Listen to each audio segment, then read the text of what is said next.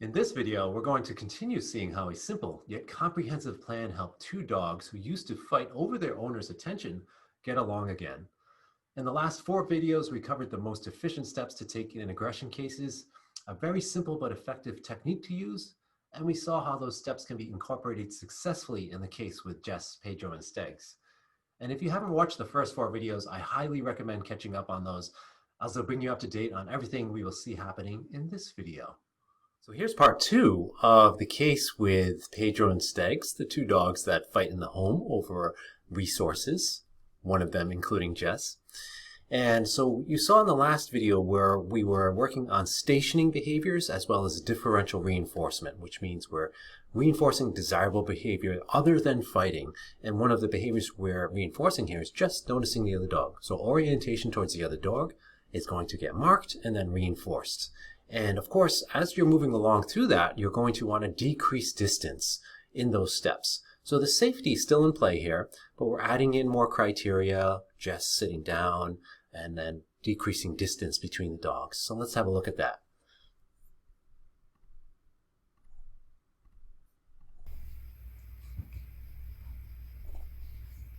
Yes. You go find it?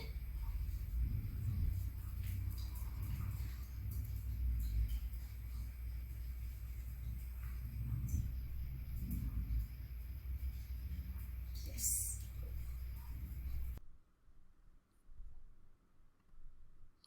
So as you can see, decreasing distance is always done when the dogs are being successful. You never want to decrease distance, of course, if the dogs are having trouble or you're seeing overt stress signals or, of course, more overt behaviors like growling, snarling, snapping, and fighting.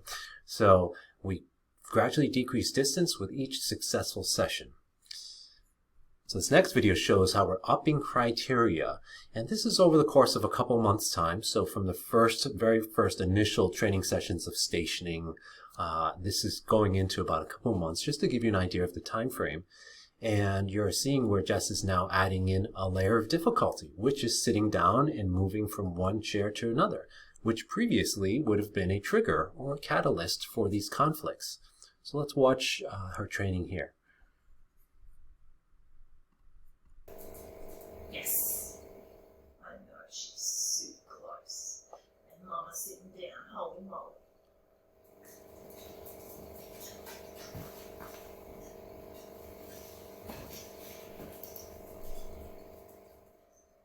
Sit.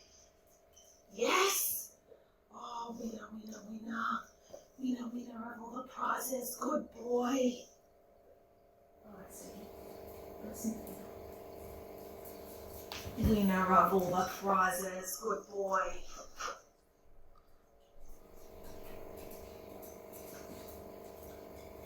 Yes. My boy. You fantastic soul. Find it, Sticky. Good boy. Yes, Pedro. Sticky, go find. It's behind you. Go on. Isn't it fantastic how Jess talks to her dogs as well? But if you notice in that video, she's actually now closer to Stegs. So that's another layer of criteria we want to add in, where if the competition is over the owner's attention or just the owner in general, or the owner sitting, you want to add in where the other dog is closer sometimes too, but the 2 dogs are still stationing. So this next video shows you a live session, one of the live sessions I did with Jess via a Zoom consult, and where we're getting the dogs even closer now. And she's sitting on one of the most difficult locations. That particular couch was a high value area for the dogs and a definite hotspot for potential conflicts.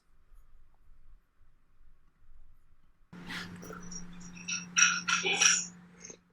That's nice. You get a biscuit?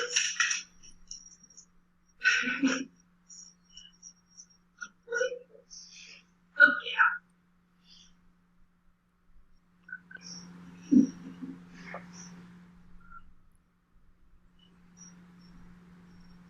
Really nice check-ins there from Pedro.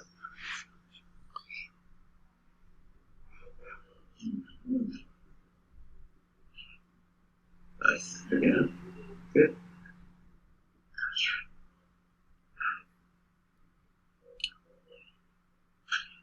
You can reinforce Pedro for those little check-ins.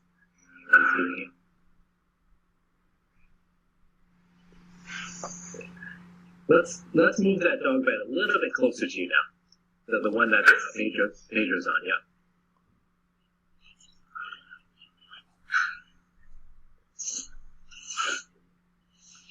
Good job, buddy. Yes, I see you dancing. I know.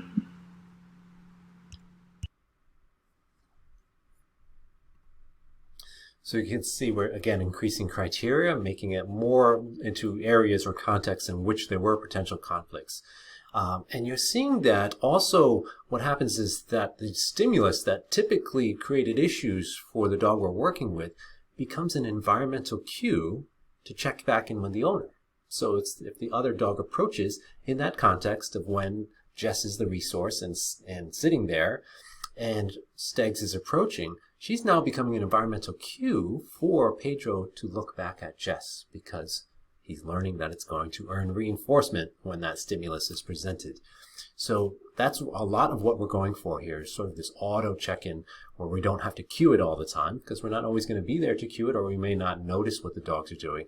The dogs are offering us that behavior. They're giving that behavior because of the environmental cues. All right, so now we're adding in some variation. You can see where Jess is moving around more in this video. So let's watch this training session.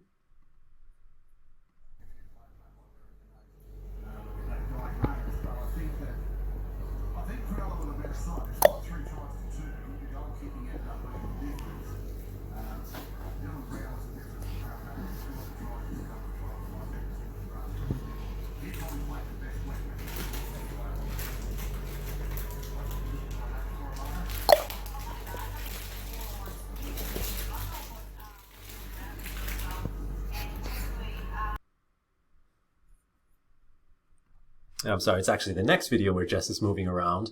But what she's doing here is, of course, you want to teach the other dogs stationing and reinforcing their behavior as well. So we're giving Pedro a lot of value there. So meaning we're petting him, there's attention, there's treats involved.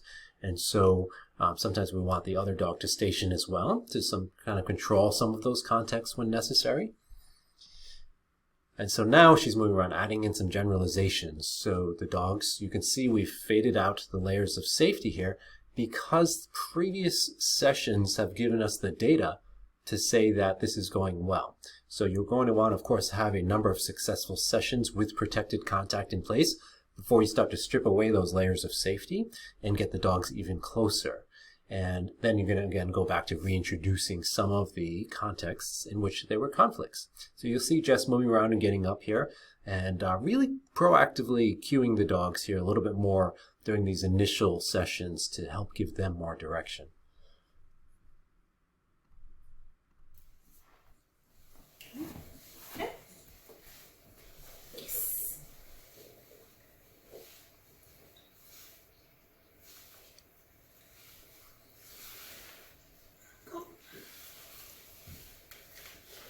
Just wait. Yes. Good girl for staying. Good. You can lay down if that's what you were going to do. Yeah. You ready? Yeah, you can. Good girl.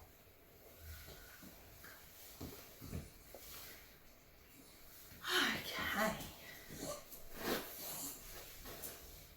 I know. I know.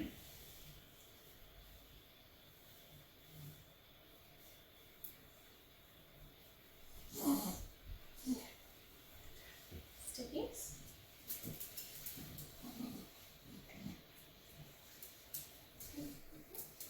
Sit. Yes. So she's adding in different context and stimuli that would typically cause a problem for Pedro. So Stegs approaching, Stegs being nearby, Jess being on the couch, Jess getting up and sitting down on the couch. So all of these things previously would have caused a conflict between these two dogs. But now that the dogs are learning what to do instead, that differential reinforcement of desirable replacement behaviors starts to really take effect and starts to generalize. So this next video will show you some more of that generalization in play, where Jess is moving around the home, putting groceries away, those kind of things where it's more natural or organic kind of movement, where we're not necessarily in strict training mode like you've seen in the last few videos.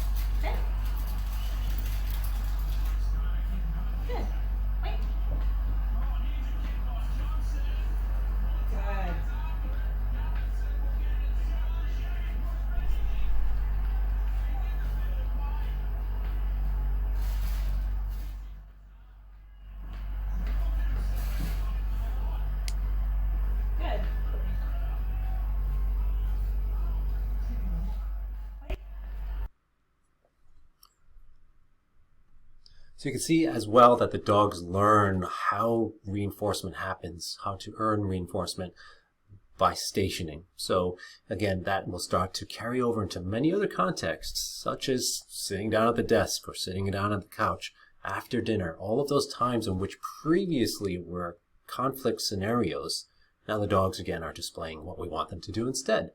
Now at the same time, you're going to see in this next video, you'll start to see what's called a conditioned emotional response. Then what's when you know that the classical conditioning is taking effect. Because anytime you're doing differential reinforcement strategies, or really any training, classical conditioning is coming along for the ride. And so in this case, we're going to see some nice conditioned emotional responses from Pedro, where in a sense he says, yes, she's approaching again. This is great. I love when Stegs approaches because mom's going to give me a treat for that.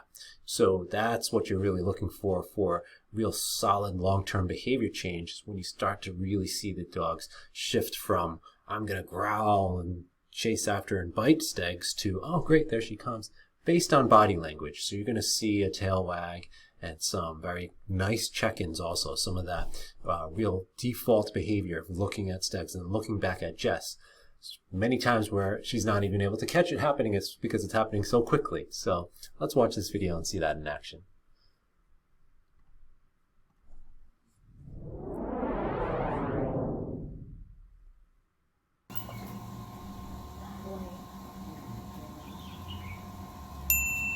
Yes. That's fine. Good girl. Sit that way.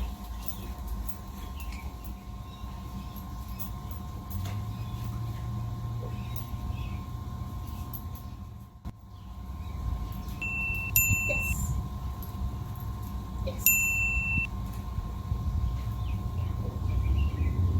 You're fine? Good girl.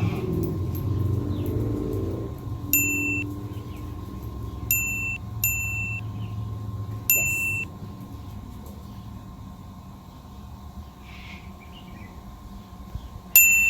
Yes. Go fine.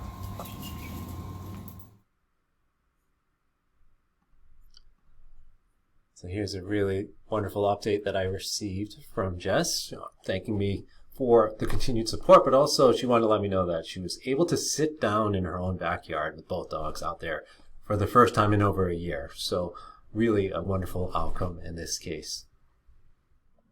Such a wonderful job by Jess with helping her dogs, and I can't thank her enough for letting me share her case. This type of case and outcome was exactly why I started working aggression cases in the first place. It's the outcome that I truly hope happens on a massive scale as trainers continue to pursue knowledge to help dogs and their owners. With the endeavor to continue spreading information that can help dogs with aggression, I wanted to remind you that I would be giving away a limited number of webinar packages that include amazing presentations from 9 other experts in the field on topics from recognizing pain in dogs, to dog-to-cat directed aggression, to understanding livestock guardian dogs, or even aggression during handling and husbandry. All of these webinars are valued at more than $200, but I'm including them for free in the limited time offer with the master course as part of this special video series. So if that's something you are interested in, make sure you click on the link under this video and put your name on the early bird waitlist. Everybody on that early bird waitlist will get access to the registration link the night before the program launches to the public. In the next video, I'll give you the specific details on how to take advantage of this limited offer and jump into the Aggression in Dogs Master Course.